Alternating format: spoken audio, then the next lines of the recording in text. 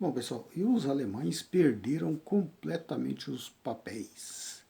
Em um discurso na Alemanha, o primeiro-ministro Olaf Scholz foi vaiado e aí ele reclamou com a plateia para que a plateia fosse reclamar com o Putin, porque é a guerra do Putin que está levando a Alemanha para o buraco. Os alemães, eles são governados por ele, não pelo Putin.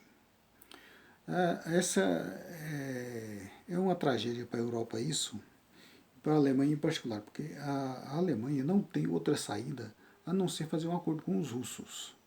Mas eles não podem fazer um acordo com os russos, por quê? Porque os norte-americanos não deixam, e eles são capazes dos norte-americanos, porque tem na Alemanha em torno de 70 bases militares norte-americanas, para eles se comportarem bem e não cair na tentação de fazer acordos com o Putin. O Putin é mau, não pode fazer acordo com o Putin. Então,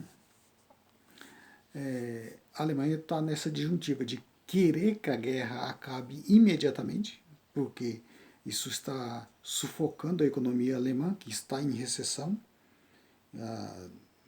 em forte recessão, e a Alemanha, por ser a locomotiva europeia, vai contaminar o resto da economia europeia também, que não está lá muito bem das pernas, porque dependem do crescimento alemão para que as outras economias da Europa vá bem.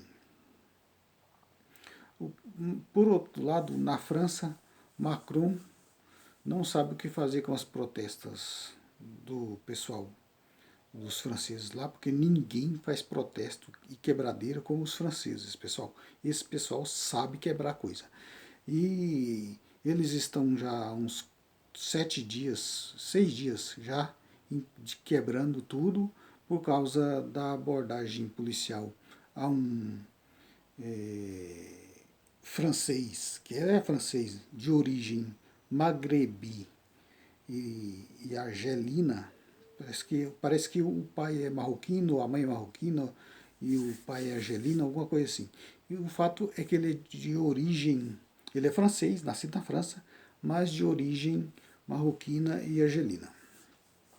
E com esses preconceito muito forte na Europa, esse pessoal sofre um preconceito imenso, os marroquinos, argelinos, todo esse pessoal da África sofre um preconceito muito grande em toda a Europa, e na França também não é diferente.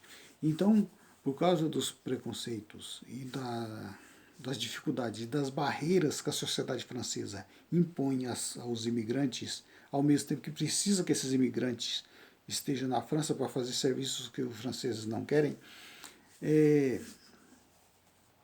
isso suscita um ódio dessas camadas de franceses que são franceses porque nasceram na França, mas têm origem africana.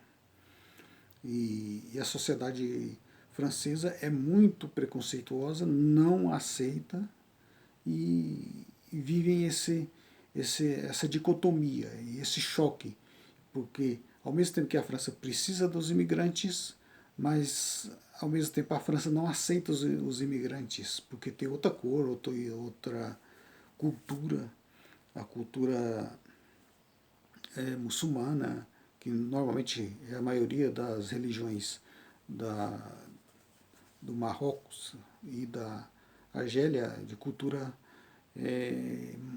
muçulmana. E isso choca com a França laica, muito mais laica do que propriamente católica, e existe esse choque cultural. E o Macron não está sabendo resolver isso adequadamente.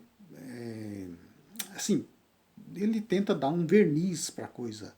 A França, que recentemente teve protestos também dos franceses sobre um tomé que o Emmanuel Macron deu no parlamento, porque forçou uma reforma previdenciária via decreto passando por cima do parlamento.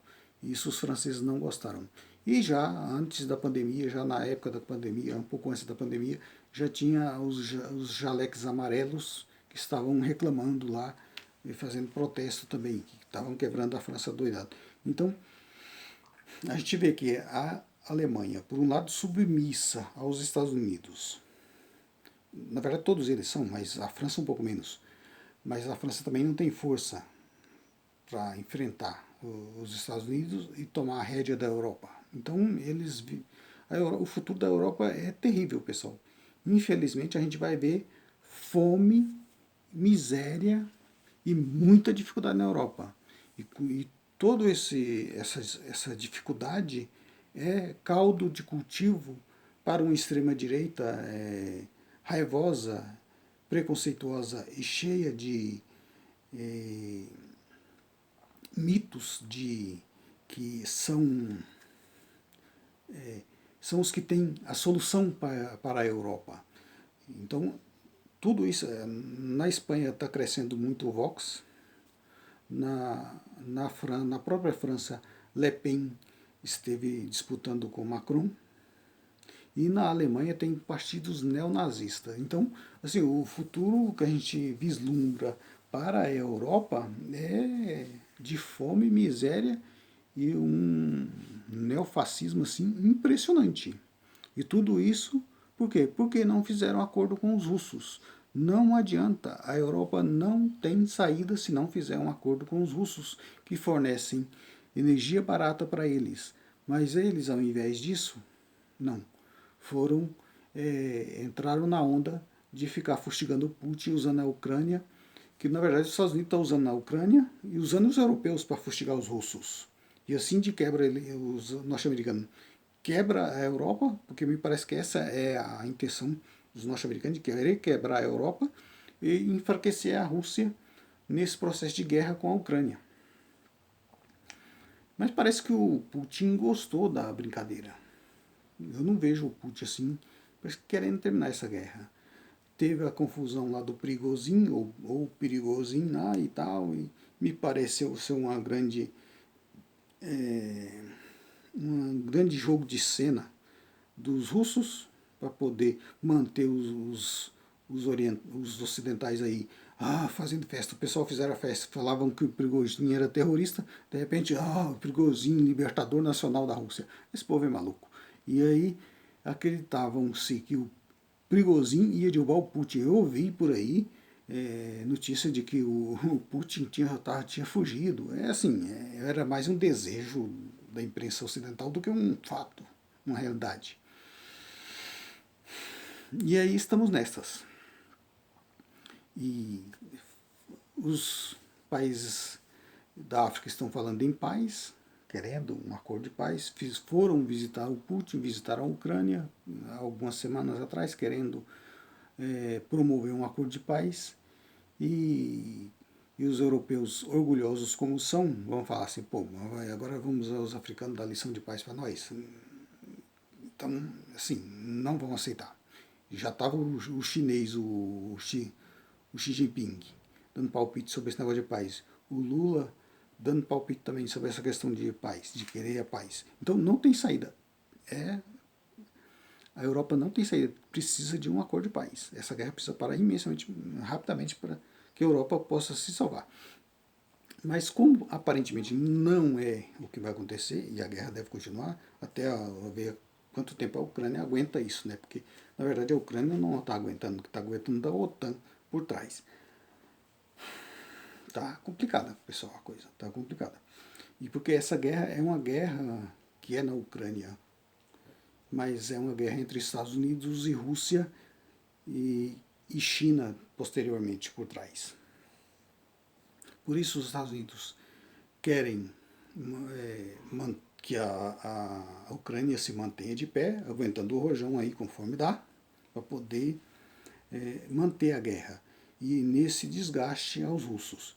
E os russos parece que estão gostando da brincadeira, porque começaram a desgastar a Europa e os Estados Unidos já se fala em dificuldade de repor o armamento das fábricas nos Estados Unidos. Então, assim, me parece que é um jogo de querer um desgastar o outro. Vamos ver quem é que tem mais força para aguentar esse movimento aí. Enquanto isso, os ucranianos vão morrendo todos. Eu acho que não vai sobrar Ucrânia quando esse processo terminar. E sem falar num perigo aí de alguém errar o cálculo e a gente acabar com uma bomba nuclear aí explodindo em qualquer momento em alguma região, porque os russos não querem usar mas eles, a arma nuclear, mas eles estão sendo fustigados pelos Estados Unidos, que nesse processo tenta também atrasar o crescimento da China para que a China não ultrapasse os Estados Unidos. É uma guerra que ela tem várias camadas, que além da questão da guerra em si, tem a guerra comercial e tem a guerra de querer agora derrubar o dólar, porque os BRICS está numa força assim de querer derrubar o dólar como moeda hegemônica.